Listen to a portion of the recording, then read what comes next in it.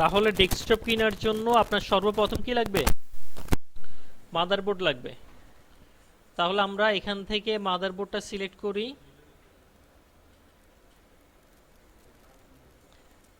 ডেস্কটপের জন্য ATX motherboard, ATX select করলেন। আর চিপসেট ইন্টেলের মাদারবোর্ডও ভালো, AMDর মাদারবোর্ডও ভালো। AMD মানে সার্ভিসের তুলনায় প্রাইস একটু কম ইন্টেলের তুলনায়। ইন্টেলের তুলনায় AMDর প্রোডাক্টের প্রাইস একটু কম।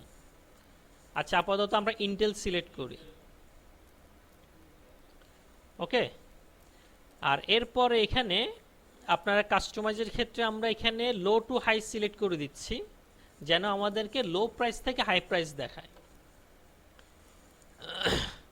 খেয়াল করেন মেমোরি টাইপ, মাদারবোর্ডের মধ্যে কি থাকে? মেমোরি টাইপ থাকে। আপনি DDR4 এর মাদার র্যাম ইউজ করবেন নাকি DDR5 এর?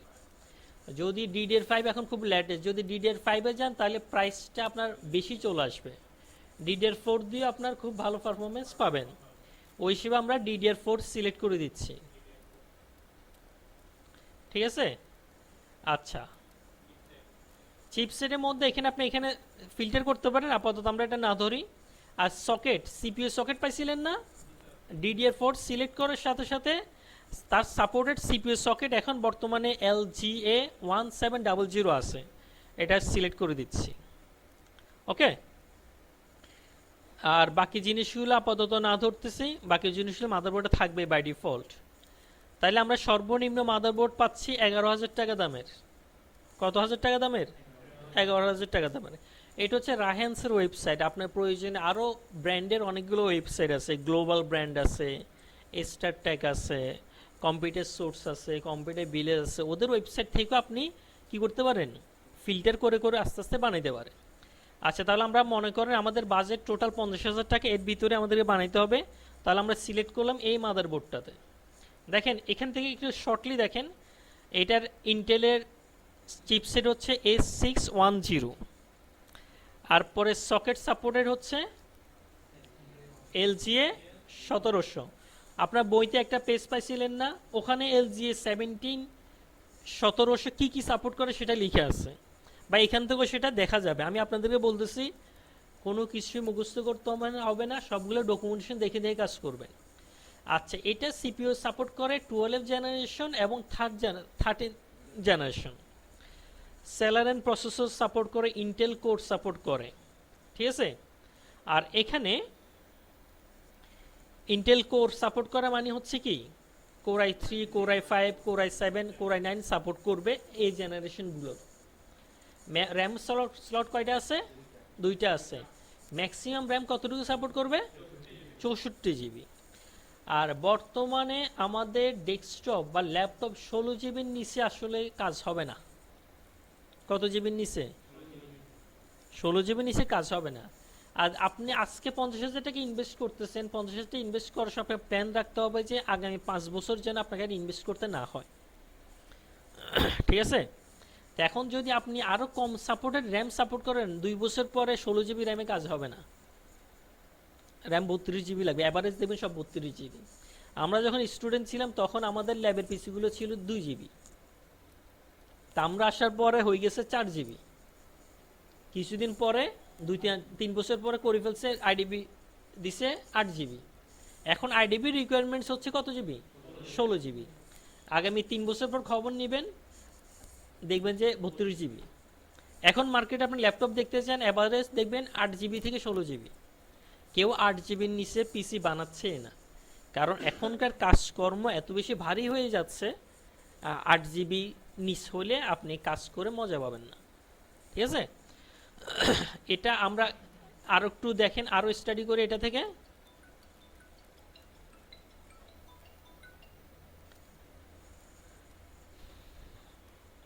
দেখছেন আবার মাদারবোর্ডে কি ছবি টবি সবগুলা।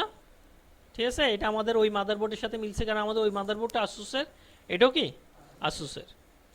আচ্ছা, তাইলে এখানে মডেল নাম্বার দেওয়া আছে, এখানে মেমোরি DDR4 কোন কোন বাস স্পিড সাপোর্ট করবে,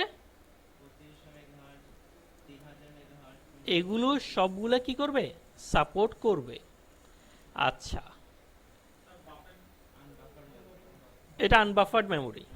ঠিক আছে, বাফার কিনতে গেলে প্রাইস আরও বেশি চলে আসবে, চলবে এটা দিয়ে।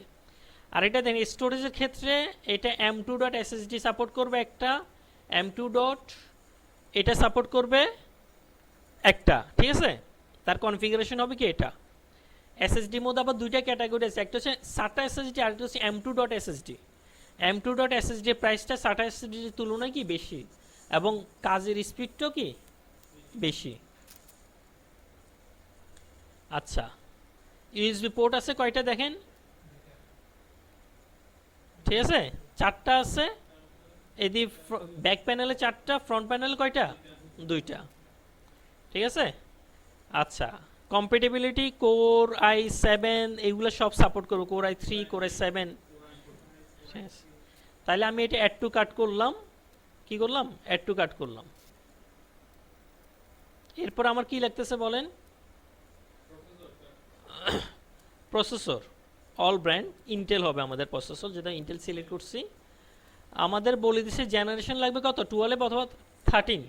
আমি 12 জেনারেশন সিলেক্ট করে দিলাম, এখানে প্রাইস দিয়ে দিলাম লো থেকে হাই। আচ্ছা, 12 জেনারেশনের মধ্যে আমরা এটাই পাচ্ছি 11,500 বা 200। দেখেন এটা Core i3 পাচ্ছি। আপনি যদি Core i5 যান আপনাকে এভাবে 18,000-এ চলে আসতে হবে, ঠিক আছে। Core i3 বা Core i5 কিনতে পারলে বেশি ভালো। আমরা Core i5 সিলেক্ট করি, প্রাইস হয়তো আপনাকে 50 ক্রস করে ফেলতে পারে। Core i5 12 generation Core i5, এটা টার্বো ফ্রিকোয়েন্সি কত, 4.4 GHz। কোর হয়েছে কয়টা, 6টা। সিপিইউ ক্যাশ কত, 18 MB। আচ্ছা, আর বেসিক হচ্ছে 2.50 GHz, টার্বোতে সে 4.40 কি করবে, সাপোর্ট করবে, ঠিক আছে। আর সিপিইউ ক্যাশ হচ্ছে 18 MB, অনেক ক্যাশ, হ্যাঁ। আর এই মাদারবোর্ড আপনার এই প্রসেসরটা কিন্তু 128 GB র্যাম সাপোর্ট করবে, ওকে। আর আমাদের র্যামটা DDR4, সেই হিসেবে DDR4 আছে এখানে 3200 MHz, ওখানে সাপোর্ট করছে, এখানে সাপোর্ট করবে। আবার এই মাদারবোর্ড এই প্রসেসরের মধ্যে by default Intel UHD graphics আছে, কি আছে, ইন্টেল UHD গ্রাফিক্স আছে, ওকে। তাহলে আমি এটাকে অ্যাড টু কাট করে দিচ্ছি। এরপরে কি লাগতেছে, র্যাম, ডেস্কটপ র্যাম, তাই তো, না সার্ভার র্যাম নেবেন। ডেস্কটপ র্যাম অল ব্র্যান্ড আমাদের হচ্ছে DDR4 লাগবে। আর আপনার বাজেট মনে করেন 3200 MHz ওখানে সাপোর্ট করে, আপনি কিনে সময় 3200 MHz কিনবেন, যা যা সাপোর্ট করে সেটাই কিনতে হবে। আপাতত আমি 8 GB র্যাম নিচ্ছি, পরে আপনার টাকা বাড়লে আপনি আরও র্যাম নেবেন, ঠিক আছে। আমাদের ওখানে 64 GB সাপোর্ট করবে, কত GB সাপোর্ট করবে, 64 GB। আপনি তাইলে 32 64 GB লাগাইতে পারবেন। আপনার বাজেট কম হইলে আপনি 8 GB কিনেও লাগাই দিতে পারবেন, 4 GB কিনেও কি করতে পারবেন, লাগাই দিতে পারবেন। আমরা 8 GB একটা নিচ্ছি, হ্যাঁ, কারণ আমাদের বাজেট ফেল হয়ে যেতে পারে। আর হ্যাঁ জি বলেন। আচ্ছা, আপনাদের আনসারগুলো এখানে চলে আসবে, আমি কথা বলতে চলে আসে না আসলে পরে বলিয়েন। তাহলে 8 GB DDR4 3200 MHz, মানে আমার ওখানে সাপোর্টেড যা যা আছে ওর ভিতর থেকে নিতে হবে। দেখেন এখানে আমার এখানে মাদারবোর্ড যা যা সাপোর্ট করে, আমার এই মাদারবোর্ড র্যামস মেমোরি সাপোর্ট করে এগুলা 3200, 3000, 2800, 2626 এগুলা। তা আপনি ভালোটাই নেন, প্রাইস এখানে 100-200 টাকার ডিফারেন্স। তাহলে আমরা সেই জন্য কোনটা নিচ্ছি, 8 GB র্যামের দাম কত, এটা র্যাম টাইপ DDR4 8 GB, এটা ঠিক আছে। এটা একটু কাট করে দিচ্ছি। এরপরে কি বাকি আছে,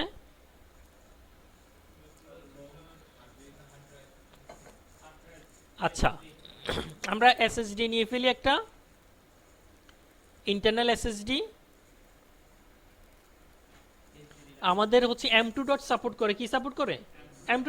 আমাদের কিন্তু SATA SSD নিলে হবে না, আমার হবে কি M2. এটা সিলেক্ট করে দিলাম, ওখানে দেখে নেবেন M2. কোন ভার্সন সাপোর্ট করবে, সবগুলি সাপোর্ট করার কথা। এটা সিলেক্ট করে দিলাম। আপনি কত জিবি নেবেন, মনে করেন 512 GB নিলেন বা 1 TB নিলেন, হ্যাঁ। এখন SSDর দাম কমছে, একটা হার্ড ডিস্কও 4000-5000 টাকা, SSDর দামও কত 5-6000 টাকা।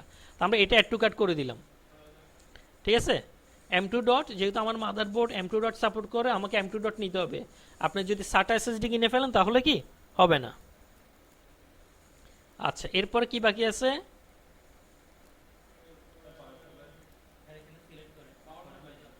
করছি, এই দেখেন চারটা চলে আসছে।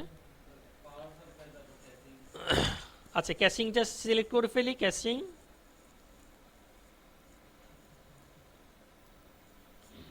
ক্যাশিং, হ্যাঁ, অল ব্র্যান্ড।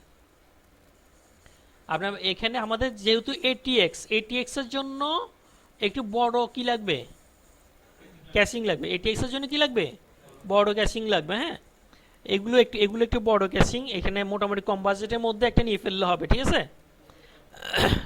1500 টাকা। এটা অ্যাড করে দিছি। এটা কি করে দিছি, অ্যাড করে দিছি। অ্যান্ড এই পাওয়ার সাপ্লাই যেটা অ্যাড করছি, খেয়াল করেন, যেটা অ্যাড করছি এটার মধ্যে পাওয়ার সাপ্লাই আছে কিনা সেটা দেখব। পাওয়ার সাপ্লাই না থাকলে,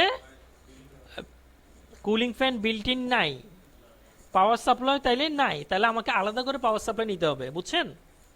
তাহলে আমরা যাই এখান থেকে, কই যাব, পাওয়ার সাপ্লাই। পাওয়ার সাপ্লাইয়ের মধ্যে আপনাকে একটু হিসাব করতে হবে আপনার এগুলা ইউজ করতে কেমন পাওয়ার কনজিউম হবে, ঠিক আছে। তো বেশিরভাগ ক্ষেত্রে আমাদের যে ডেস্কটপ, তো মোটামুটি আমাদের 350 ওয়াটের মতো খরচ হবে। সেই জন্য আমরা 350 ওয়াট সিলেক্ট করে দিচ্ছি। হ্যাঁ, এইগুলো এখন যে পাওয়ার সাপ্লাইগুলো আসতেছে এগুলো অ্যাভারেজ 1300 টাকার উপরে। ওকে, আপনি আপনার ইলেকট্রিসিটি মাদারবোর্ড সিলেক্ট করছেন দামি, প্রসেসর সিলেক্ট করছেন দামি, অ্যান্ড পাওয়ার সাপ্লাই এখন এরা কনজিউম করে 350 ভোল্ট ওয়াট, অ্যান্ড আপনি পাওয়ার সাপ্লাই যদি লাগান 250 ওয়াটে, তাহলে কাজ হবে না, ঠিক আছে। তো আপনাকে কি করতে হবে, এই কনফিগারেশনে পাওয়ার সাপ্লাই লাগাইতে হবে। অ্যাড টু কার্ট করে দিলাম। হ্যাঁ, 40,000 অলরেডি চলে আসছে। শেষ, আর একটা কিবোর্ড মাউস লাগতেছে, মনিটর। কিবোর্ড মাউসের একটা কম্বো নিয়ে নিই। কিবোর্ড মাউসের কম্বো লো টু হাই, ঠিক আছে। 800 টাকায় কম্বো পাওয়া যায় কিবোর্ড মাউস, এগুলো ভালো কিবোর্ড। USB কিবোর্ড নেবেন, ওয়্যারলেস এগুলো নিয়ে কোনো লাভ নাই, ভালো ইউজ করা যাবে না। এরপর বাকি আছে কি, মনিটর। মনিটর এখন 5-7 হাজার টাকা দিয়ে পাওয়া যাচ্ছে। মাঝখানে করোনার পরে 10-এর নিচে কোনো মনিটর ছিল না, এখন মোটামুটি 5-7 হাজার টাকা দিয়ে পাওয়া যাচ্ছে।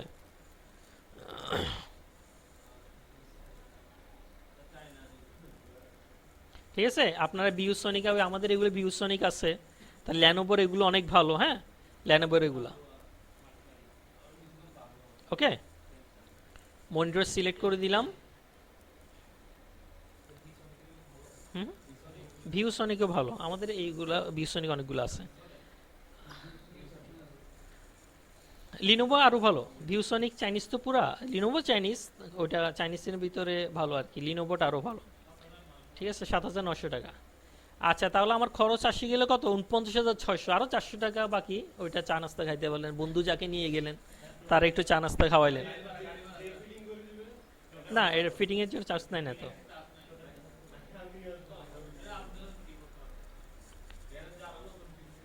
ও, আপনাদের আরও 400 টাকা ডিসকাউন্ট দিচ্ছে, 49,200। এটা দোকান থেকে নিলে আরও 200-300 টাকা ডিসকাউন্ট দিবে। হ্যাঁ, আচ্ছা, তাহলে হয়ে গেল। তাহলে কয়টা কম্পোনেন্ট লাগছে, 8টা। মিনিমাম কয়টা লাগবে, 8টা কম্পোনেন্ট লাগবে। এখন যদি মনে করেন আরেকটা জিনিস বাকি ছিল, সেটা কি, কে বলতে পারবেন? একটা মেজর জিনিস, ইউপিএস বাকি ছিল। ইউপিএস এর দাম প্রায় 3,000 টাকা আসবে। হ্যাঁ, তো আপনি 50-52 দিয়ে মোটামুটি একটা ভালো কনফিগারেশন পিসি ডেস্কটপ বানাইতে পারবেন। এবং এটা দিয়ে 64 জিবি র্যাম সাপোর্টেড, তো আপনার 2 বছর পরে র্যাম লাগলে আরেকটা র্যাম কিনে নিলেন, আপনি মিনিমাম এই সিস্টেম দিয়ে 5 বছর চালাতে পারবেন, 5 থেকে 7 বছর। এখন দেখেন, এখন কোনো বন্ধু আপনার কাছে জানতে চাইলেও, ভাই আমি তো গ্রাফিক্স ডিজাইন করবো, ভিডিও এডিটিং করব, তাইলে কিন্তু গ্রাফিক্স কার্ড লাগবে, এবং গ্রাফিক্স কার্ড লাগবে ভালো কোয়ালিটির, মিনিমাম 20,000 টাকা। মিনিমাম কি, তার জন্য মনিটর হইতে হবে 22 ইঞ্চি। আমাদের এগুলো হচ্ছে 19 ইঞ্চি মনিটর। গ্রাফিক্স ডিজাইনার এই 19 ইঞ্চি মনিটরে কাজ হবে না, তার জন্য মনিটর মিনিমাম কত হবে, 22 ইঞ্চি লাগবে। ঠিক আছে, শেষ করি, এটা শেষ করে দিই। সেম জিনিসে দেখবেন, সেম জিনিস। তাহলে এখন এটা কি করে দিই, আপনাদেরকে এটাই দিয়ে দিচ্ছি, এটা আবার দেখিয়ে নেবেন। তাহলে বিল কত আসছে? হ্যাঁ, ইউপিএস পর আপনি অ্যাড করে নেবেন আর কি।